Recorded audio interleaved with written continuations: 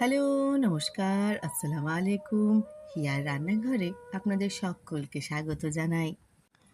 আজকে আমি আপনাদের সঙ্গে শেয়ার করছি কাশ্মীরি পোলাওয়ের একটা ভীষণই সহজ রেসিপি। এই রেসিপি ফলো করে কাশ্মীরি পোলাও বানালে আপনাদের পোলাও ঝরঝরে হবে এবং খেতেও ভীষণই মজার হবে। তাহলে আর দেরি না করে শুরু করা যাক কাশ্মীরি পোলাওয়ের রেসিপি। আর এই রেসিপি বানাতে যেটা আমার লাগছে প্রথমেই সেটা হলো বাসমতি রাইস। আমি এখানে ফরচুনের বাসমতি রাইস ব্যবহার করেছি, আপনারা যে কোনো ব্র্যান্ডের ব্যবহার করতে পারেন। এই চালটাকে প্রথমে আমি ভালোভাবে ধুয়ে একটুখানি জল দিয়ে আধ ঘন্টার জন্য রেখে দেব। গ্যাসে একটা পাত্রে বেশি করে জল নিয়ে তার মধ্যে দিয়ে নিলাম লবণ। এবার জলটাকে আমি ঢাকা দিয়ে ফুটতে দেব। জল ফুটে ওঠার পর তারপর এর মধ্যে আমরা দিয়ে দেব ভিজিয়ে রাখা চাল।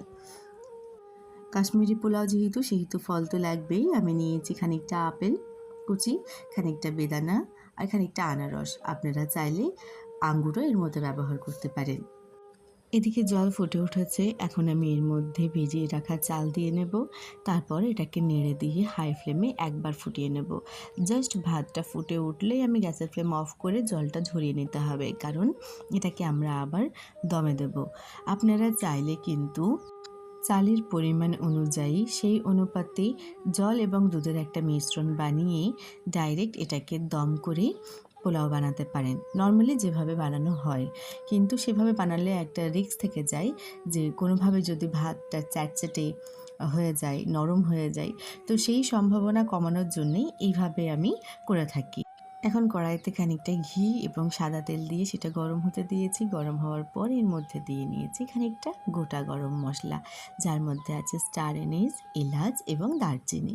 সেটা থেকে সুন্দর গন্ধ বেরোলে এর মধ্যে দিয়ে নিয়েছি কুচি করে কেটে রাখা পেঁয়াজ, যেটার রঙের পরিবর্তন হলে খানিকক্ষণ ভাজার পরে আমরা এর মধ্যে দিয়ে নেব সবজি। আমি এখানে নিয়েছি হলুদ, ক্যাপসিকাম এবং খানিকটা মটরশুঁটি। এই মটরশুঁটি আমি শীতের সময় যখন মটরশুঁটি ওঠে, অ্যাভেলেবেল থাকে, তখনই বেশি করে কিনে ডিপারে রেখে দিই। তারপর সারা বছর সেটা ব্যবহার করি। তো আপনাদের কাছে যদি না থাকে মটরশুঁটি, কোনো সমস্যা নেই, আপনারা বিনস, গাজর এসবগুলো দিতে পারেন। আমি তো বলবো দেওয়াই ভালো, কিন্তু আমার কাছে এই সময় অ্যাভেলেবেল ছিল না। আমি হঠাৎই বানিয়েছি, তো যেগুলো ছিল আমি সেগুলো দিয়েই বানিয়ে দিয়েছি। এখন এই যেগুলো সবজি যেগুলো ভেজেছি সেগুলোকে একটা বড় পাত্রে ট্রান্সফার করে নেব। দিয়ে নেব জল ঝরিয়ে রাখা ভাত, সেটাকেও দিয়ে নিয়ে ভালোভাবে ভাজার সঙ্গে মিশিয়ে নিয়ে উপর থেকে আমি দিয়ে দিয়েছি খানিকটা শুট অর্থাৎ শুকনো আদার গুঁড়ো। দিয়ে নিচ্ছি খানিকটা পরিমাণ মতো দুধ। এবার ভালো করে নেড়ে নিয়ে এটাকে খানিকক্ষণের জন্য আমি দমে রেখে দেব। কাশ্মীরি পোলাওয়ে শুঁট কিন্তু একটা ভীষণ ইম্পর্ট্যান্ট ইনগ্রেডিয়েন্টস, এটাকে স্কিপ করা যাবে না। তবে এটাকে স্কিপ করার কোনো প্রয়োজনও নেই, কারণ এটা বাজারে অ্যাভেলেবেল, যে কোনো স্টোরেই আপনারা এটা পেয়ে যাবেন। আমি একবার জাস্ট নেড়ে দিয়েই আবার ঢাকাটাকে একটু বন্ধ করে দেব। আর আপনারা এখানে নুন আর চিনিটা নিজেদের স্বাদ মতো দিয়ে নেবেন। এখনও এর মধ্যে আমি ড্রাই ফ্রুটস দিইনি, সেটা আমি আরেকটু পরে দেবো। আমরা ভারতীয়রা, স্পেশালি বাঙালিরা, সব কিছুকে নিজের করে নিতে একদম এক্সপার্ট, তা সে কালচারই হোক বা হোক খাবার। চাউমিনে বাদাম আলু দেওয়া থেকে শুরু করে ভেজ পোলাওকে ফ্রায়েড রাইস বলা পর্যন্ত। তাই এখানে নাম কাশ্মীরি পোলাও হলেও আপনারা নিজেদের ইচ্ছা অনুযায়ী বা নিজেদের টেস্ট অনুযায়ী যে কোনো জিনিস অ্যাড করতে পারেন বা এটাকে তৈরি করে নিতে পারেন। তাতে হয়তো অথেন্টিক কাশ্মীরি পোলাও তৈরি হবে না, তবে যেটা তৈরি হবে সেটা আপনি নিজে বানিয়েছেন, আপনার এক্সপেরিমেন্ট, আশা করি সেটা খুব ভালো হবে। এখন একটা ছোটো কড়াইয়ের মধ্যে আমি খানিকটা ঘি গরম করতে দিয়েছি। ঘি গরম হলে দিয়ে নেব এর মধ্যে ড্রাই ফ্রুটস অ্যান্ড নাটস।